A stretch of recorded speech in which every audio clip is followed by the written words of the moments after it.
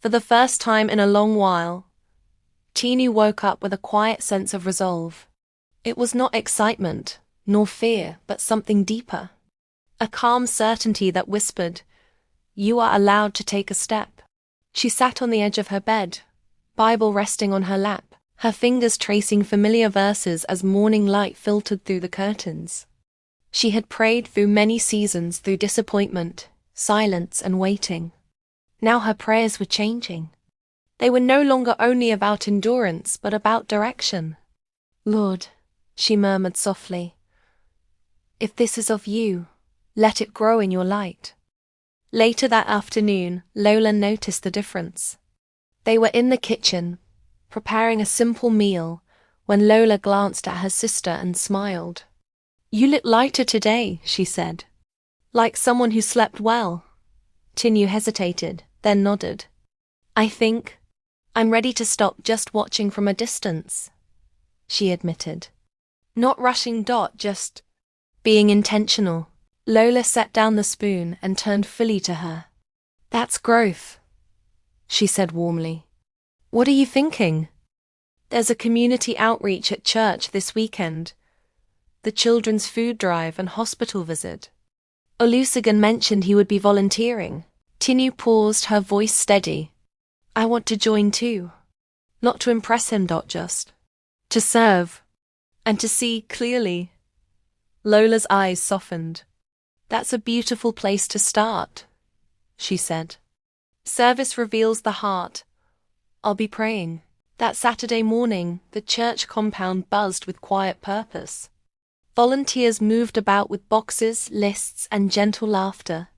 Tinu arrived early, dressed simply, her heart prayerful. Olusegun was already there. When he saw her, surprise flickered across his face, followed by genuine joy. "Tinu," he said, smiling. "I didn't know you were volunteering." She returned the smile, calm and sincere. "I thought it was time I joined." They worked side by side, packing food, organizing supplies, listening to instructions. There was no pressure, no awkwardness, just ease. Conversation flowed naturally. Faith, family, moments of laughter, and thoughtful silences that felt safe rather than strained. At the hospital, Daniel knelt to speak with a young boy, his voice gentle and patient.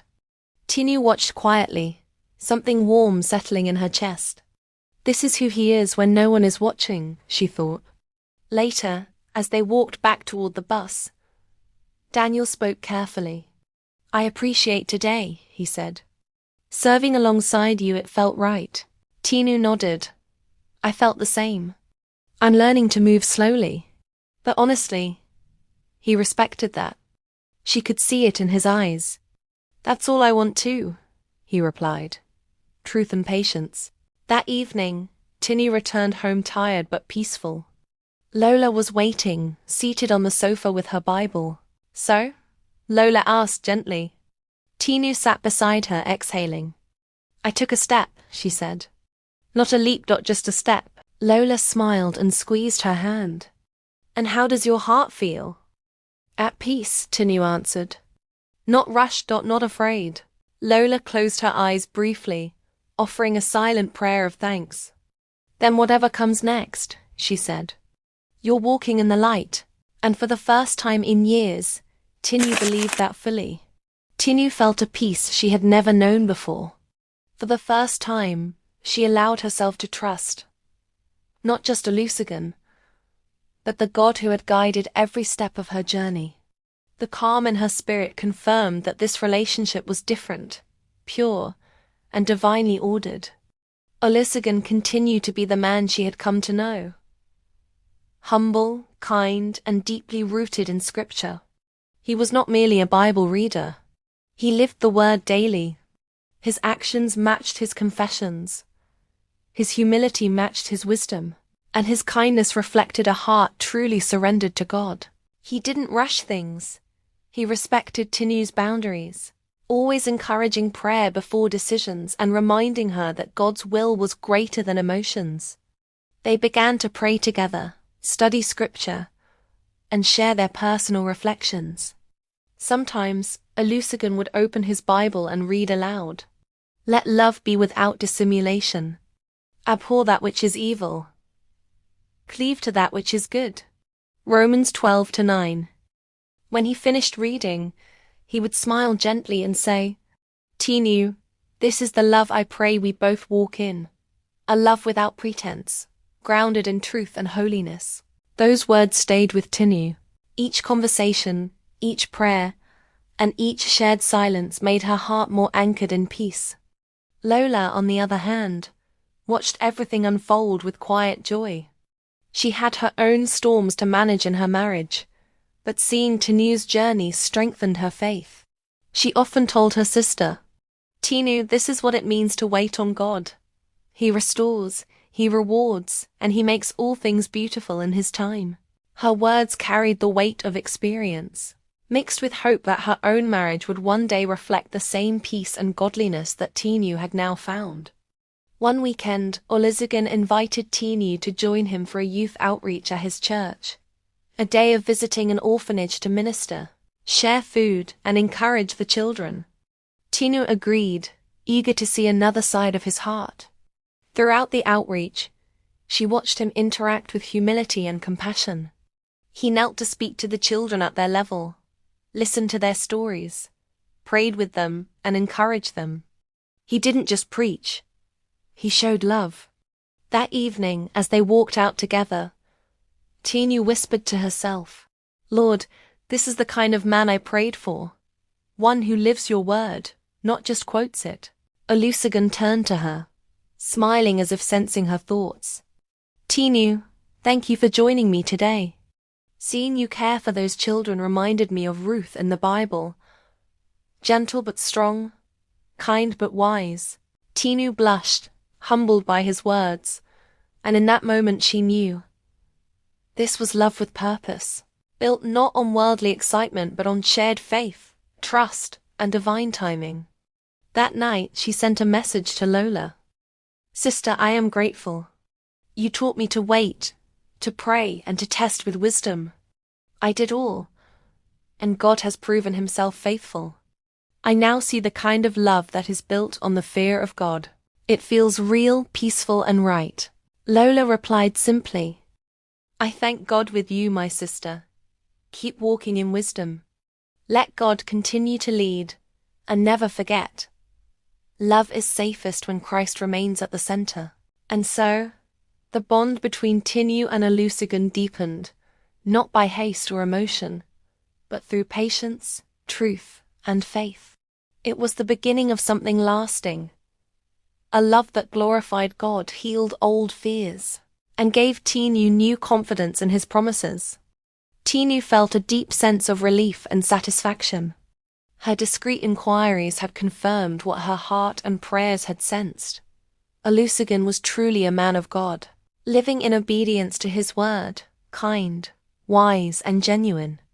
Every person she spoke to described him with respect and admiration, and her own observations during their time together had reinforced that picture.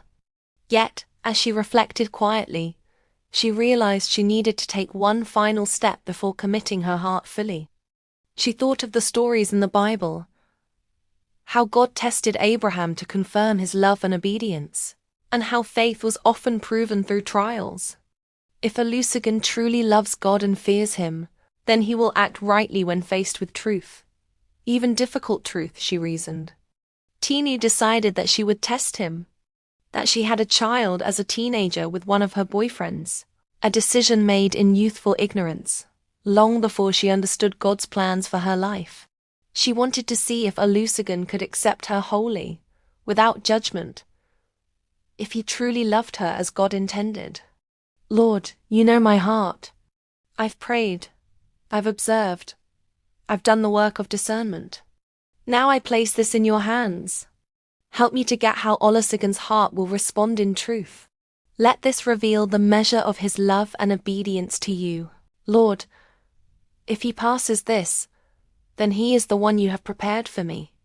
When the moment felt right, Tinu gently shared her story with Olusegun, watching his reaction carefully.